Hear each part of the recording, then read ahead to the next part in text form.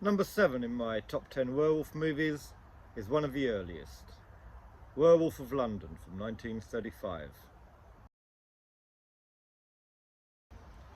Now, I'm a real sucker for the early 1930s, 1940s Universal black and white movies, and one of my favourites is the 1935's Werewolf of London.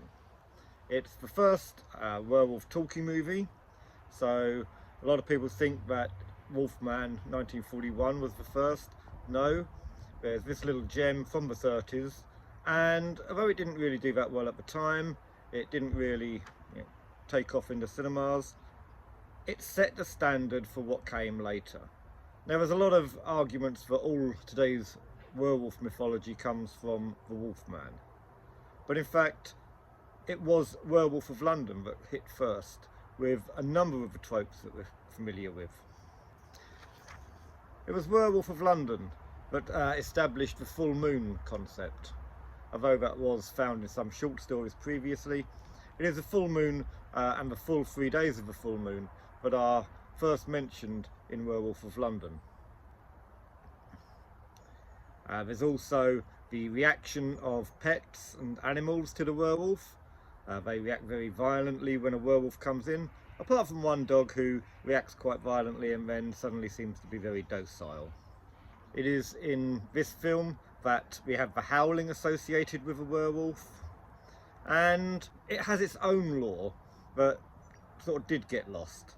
So there is the idea that a werewolf instinctively seeks to kill the one it loves the best, but a werewolf must kill at least one person each night of a full moon or become permanently afflicted. And there's also, interestingly, the first reference to Little Red Riding Hood in a werewolf movie, and that's something that I think is an important trope of werewolf movies. It does stem from that old folktale, fairy tale, A Little Red Riding Hood. So the protagonist jokingly says to his landlady, "What would you say if I told you I was a werewolf?" And she laughingly replies, "I'd tell you I was Little Red Riding Hood." I think that's an important little link, because it got forgotten over the following decades, but the werewolf movie is instinctively driven by the Red Riding Hood myth, so it's nice to see it in that early touch. The story of Werewolf of London is quite simple. A professor goes abroad, he's looking for a rare plant. Turns out that plant is an antidote to werewolfery. It only lasts 1 day though, so it's a bit of a rubbish antidote, and it's a hell of a long journey to go and get it. So that bit doesn't quite add up. But anyway, he goes, he brings it back. Whilst he's over in Tibet looking for the flower, he gets attacked by a werewolf. The first ever werewolf attack in a talking picture. He comes back. It's then much of a sort of Jekyll and Hyde story rather than a werewolf story. He is obsessed with his studies, very neglectful of his wife, who has a childhood friend come along, which causes a bit of jealousy, understandably. And so you've got that whole Jekyll and Hyde story going on, which is probably how this film fits into the overall cinematography, rather than in the latter werewolf movies. The transformations are quite good.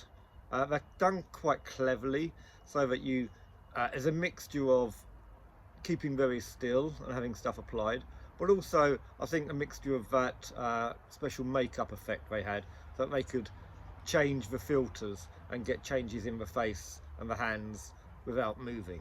So it's nicely done. For the first time it was done, it's quite experimental and it's quite effective. It doesn't make him unrecognisable. People see him in his werewolf movie and they actually recognise him, which he is obviously aware of, because he disguises himself when he's in werewolf form, going around with a little cap on and an old coat. All tropes that probably for a good reason got dropped in later movies, but it's interesting to see them there in this first movie. So yep, he's out, he's a werewolf trying to kill the one he loves the most, according to the legend. not a lot more to say about the story without spoiling it, but it rolls along. There are the usual elements of 30s and 40s Universal movies. You get the comedy duos, the little supposedly humorous bits. At first I didn't like them when I was watching these movies, but I've come to appreciate them as part of the genre of the time. So that's my number 7 on my top 10 list of werewolf movies. It is the earliest. I still think it holds up. It's an enjoyable watch, and it's interesting to see how that story and how that myth developed in the following decades. What will be my number 6? Stick with us and you will find out soon. Take care.